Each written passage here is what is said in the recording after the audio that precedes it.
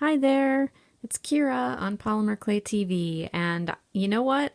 I think I was channeling Elisa's spirit when I made this because these are the colors of her art studio. And they were just lying here on my desk and I couldn't help myself. I had to make this cute little mason jar. So we have the traditional removable mason jar top that is decorated with some clay, and the jar itself that has patterned clay and shapes and flowers and really simple three little colors that go together really well. And I'm going to show you how to make this really easily. So let's go ahead and get started.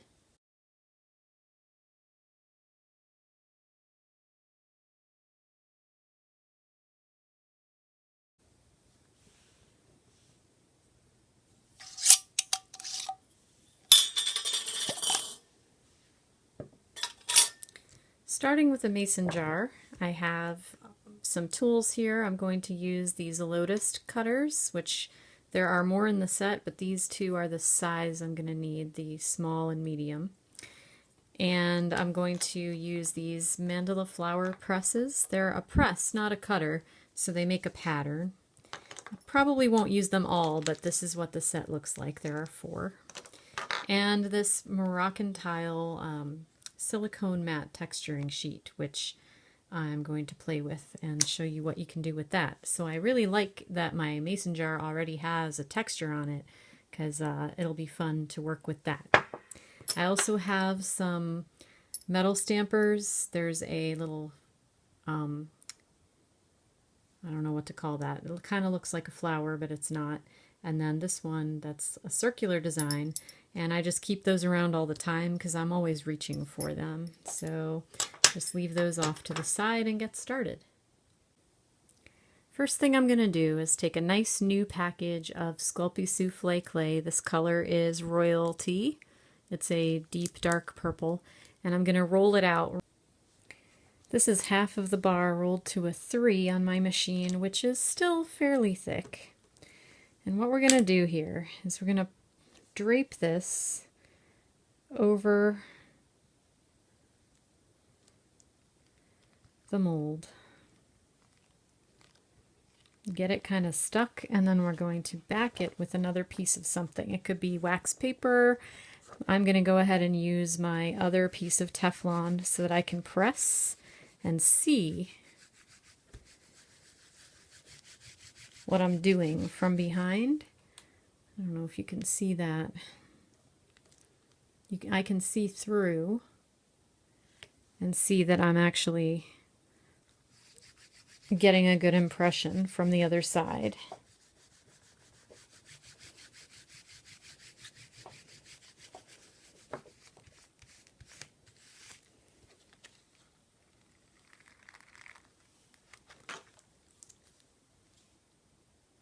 Okay, and then I can try.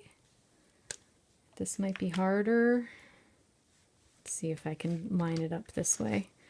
If I lay this back down on the same piece of Teflon, this mold is actually made to be able to flip it over and keep going, which may or may not work. So I'm going to give it a shot and see how it goes.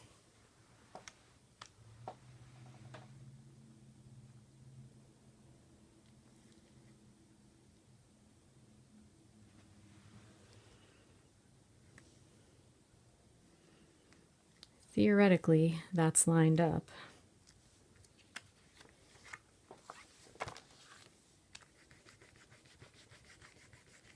We shall see.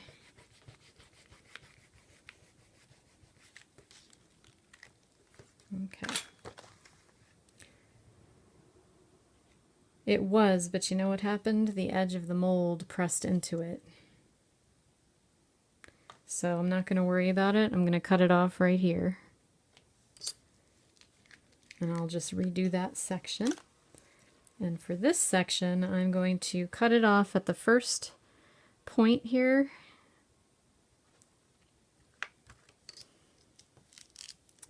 And then at the bottom of the design.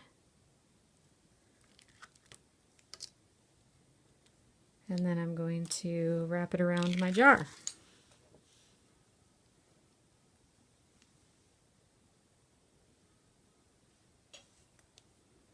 Glass is easy. You just adhere the clay, make sure that it's all touching. Okay, make sure that as you go around a curve, like the bottom of the jar here, you're actually using your hands to roll it and press it so that it does come into contact with the glass. Okay, that's pretty easy. I've got a straight edge here, so when I add my next bit of clay, I'll just match it up. And then I'm going to do the same thing right here. Just cut myself a straight portion so that I can get a piece in here that will fit.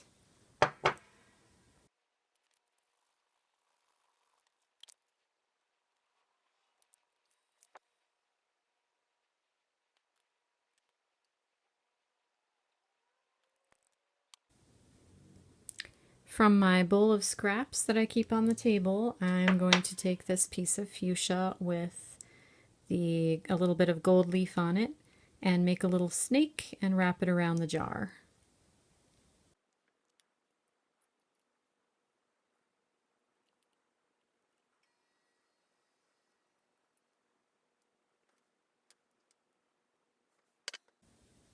To do the top of the jar, I'm going to go ahead and cut a circle that's going to fit inside the rim because we need it to fit in the rim or else the jar isn't going to close properly. So I'm going to use my X-Acto blade to just slice this circle carefully inside the rim of the jar.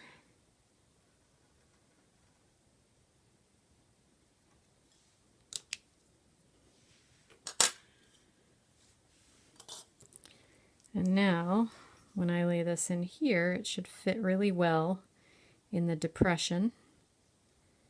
And as long as I keep it in that spot, it's going to allow the jar to snugly be closed. Now you can trap air while you're doing this, so be careful that you're not doing that and that you're pressing it out to the edges. You just want to make contact there. Okay, and then I'm going to go ahead and texture a piece of this aqua clay with my flower mandala. And cut out the large flower. So I'm not plunging it, I'm just cutting out a textured piece that I'm then going to put on here.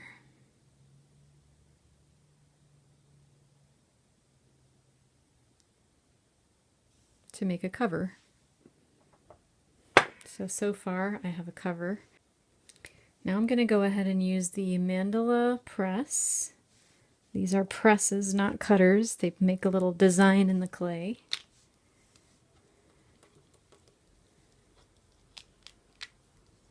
And the smaller flower cutter to make some designs for the side of the jar. So these are plungers, which is nice because you have two options. You can either plunge the actual design that comes with it, which is a hydrangea type of a flower, or you can put your own design on there and not worry about it. Not worry about the actual like plunge design. So I'm going to go ahead and put that there. And make a couple more with the different designs.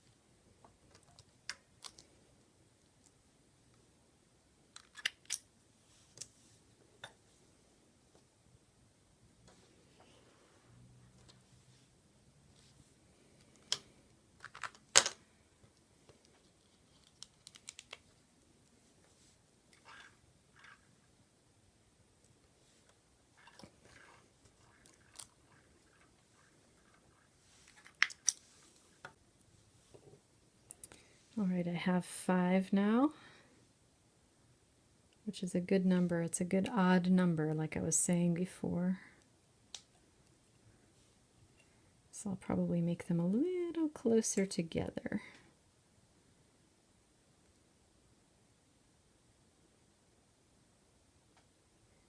I don't press my things on real tight when I first start, mostly for this reason, because sometimes you'll, no, let's leave that one where it was because I was rough with it.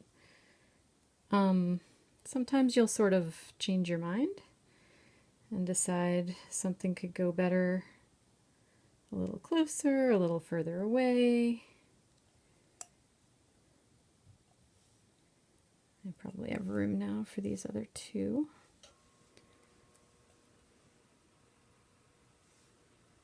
That one, sorry, and this one.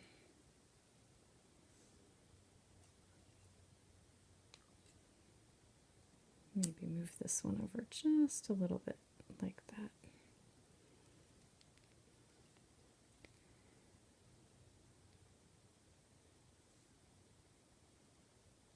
I'm not worried about pressing too hard because the polymer to polymer bond on the bottom of these flowers is going to be fine. And then I had a little bit of this left over, so we'll make some flower centers with it.